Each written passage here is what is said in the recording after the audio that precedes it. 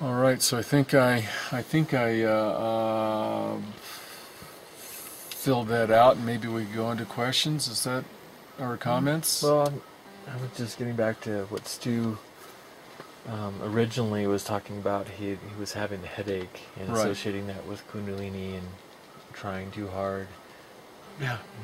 It could be trying too hard, and that's to me that's just learning to let go. To me the 8 stages of samadhi, part of that is 8 stages of letting go. It's letting go at deeper and deeper and deeper levels.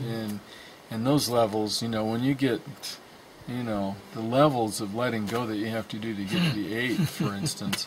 It's profound. You're not just letting go of your physical body, you've also let go of identity completely and utterly by then. Oh, okay. Well, probably I'm precipitating the problem. But let me back up and say what I mean by that. So if I want to feel a sensation in my tip of my little finger, I got one right now. Right. I can do that. So I would set up. I'd send this burst of energy or whatever you want to call it to that place. Now it doesn't bother me in the heart chakra at all. It doesn't bother me in the throat chakra. But when I do that same thing up here, then no. So I think I'm. That's why I think I'm pressing. All right. I'm trying too hard. I'm trying to send this thing up here. If I send that to my eyes while I'm meditating, and I do it long enough, my eyes they just get peaceful, and if there was tension in my eyes, it's gone.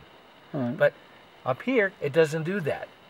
Up here, it just feels like maybe something is escaping or coming out the top of my head, and that's not a problem, but I don't like the headaches. Well, and I tried recently. I've tried starting, the chakra meditation at the throat. To try that for a new, and hey, that's fun. But I still though then I think, well, okay, maybe I haven't prepared it well enough to go up to the next level. But I still, I've got to.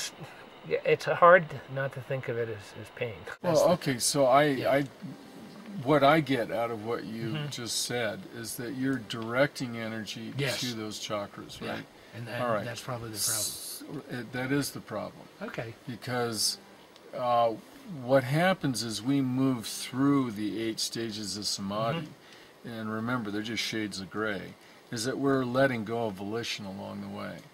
And so we're not making anything happen.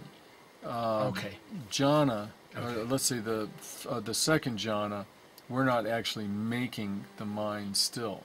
It's just that the mind becomes still. Right. And same with the third jhana, which is this deep level of equanimity. We're not making it happen. What we're doing is it is just happening to us. Yeah. And the same is true for the chakras. It's not like we're directing Kundalini energy to those chakras, although we can use them as meditation objects if we want to. But as long as we're using a meditation object, by definition, we're in the first jhana. Because remember, the first jhana is about Vitakka and Vichara, which is applied and sustained. Now, a lot of people think it's applied and sustained thinking, and to me it's like, well, no amount of thinking ever produced a religious experience. So it cannot be applied and sustained thinking. It must be applied and sustained attention, which to me is a definition of what we do when we meditate, right? We attend to something. We put our attention on something, and we apply and sustain it on that object. So I believe that's what Vitakka and Vichara is about. Vichara is about. But so as long as we're applying and sustaining our attention on a chakra, then we're at the first jhana, which is okay.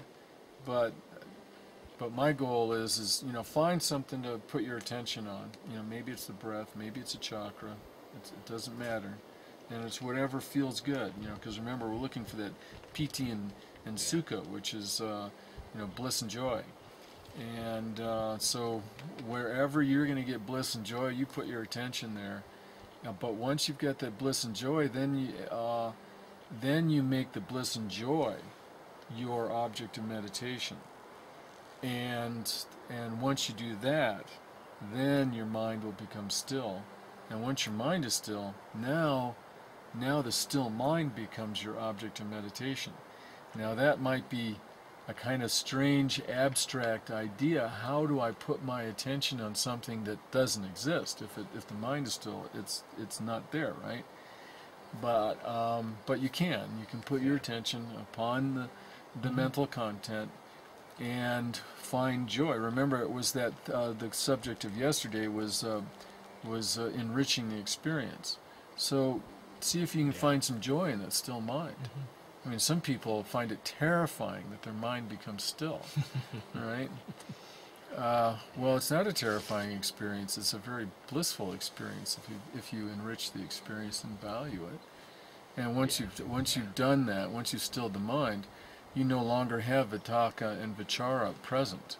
So you're not attending to anything other than the jhana nimitta, or the signs or characteristics of the religious experience, which Christians call charisms. So it looks like you have a question, Michael. Or comment. Going back to, originally when you first started talking, you were saying it's a myth that the Kundalini has to rise from the bottom, and well, no, I didn't necessarily say that. What I meant was that it's a myth that we have to attend to the lower chakras to force the Kundalini. So I had this revelatory thought. Okay. For me, it started up here and went down. All right. This is the first part that woke up, and oh, I see. Okay. And Karen actually sent me to an Aurobindo book, his synthesis of yoga, and he taught a yoga and went in very deep descriptions as to why it's important to bring it down first, so that when the Kundalini rises through, you don't have that oftentimes people will have really difficult, horrendous times, opening up the chakras from the bottom up. Right. So he taught to bring it down. And it made me think of the Buddha, who had those two teachers who taught him the arupa realms, but didn't attend to the first four jhanas. So he had the top part covered before he really started working on the bottom. And so it's almost like the Buddha and Aurobindo were agreeing on some level. Yeah. I think that's a reasonable interpretation of, based on the Aurobindo model. And since you mentioned the horrific Kundalini problems people have, that would be Gopi Krishna was the one who really documented all that. But what I want to present is a different model. And that is that it happens spontaneously. We're not making it happen. So it's non-volitional. So it's not about making it come down from the top or come up from the bottom. It just happens however it's going to happen. What we have to do is get out of the way. Right. And that's part of the stilling of the mind and learning to relax deeply, is the getting out of the way. The other thing is to me, Gopi Krishna had a prolonged spiritual crisis that he never got through. And to me, the fundamental problem of almost all religious movements is none of them document or understand the religious crisis, the spiritual crisis. To me, the spiritual crisis is hand in hand with the spiritual awakening.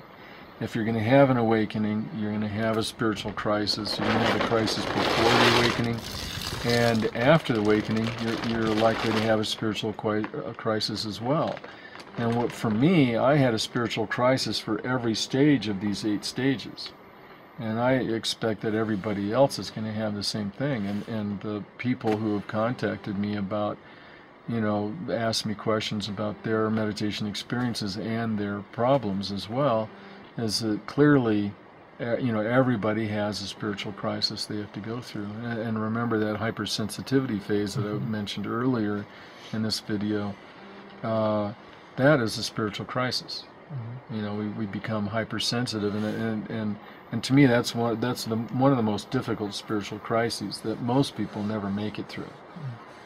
Their spiritual journey ends up being hijacked, and part of the reason why is, for instance, Gopi Krishna said he went all over India asking gurus about what to do about his Kundalini thing experience, and according to him, none of them could provide him context for what was going on. So I think part of Gopi Krishna's problem was not only did he never finish his spiritual crisis, but he never got any skilled instruction either. So I guess just to complete this thought, I don't think it's about making it come from the top down or the bottom up. I don't think that's relevant. It's really about letting go, letting it happen, and accepting that you're going to have a spiritual crisis no matter what. In fact, you'll probably have more than one. My experience with it is it goes wherever there's more work to be done. So wherever there's, you can call it blockage or whatever, but it tends to go to that place where you're currently working to remove a block, or where you need to relinquish some more. Right, where you need to let go more. Exactly. So it's not linear in that sense. It continually moves to different areas. Well, I would agree. I think the spiritual crisis really is about where are you holding on, right? And if as long as you can let go, then okay, you're going to move through that spiritual crisis. But the thing is in reality, we're all going to be holding on somewhere, or else we're enlightened, right? So.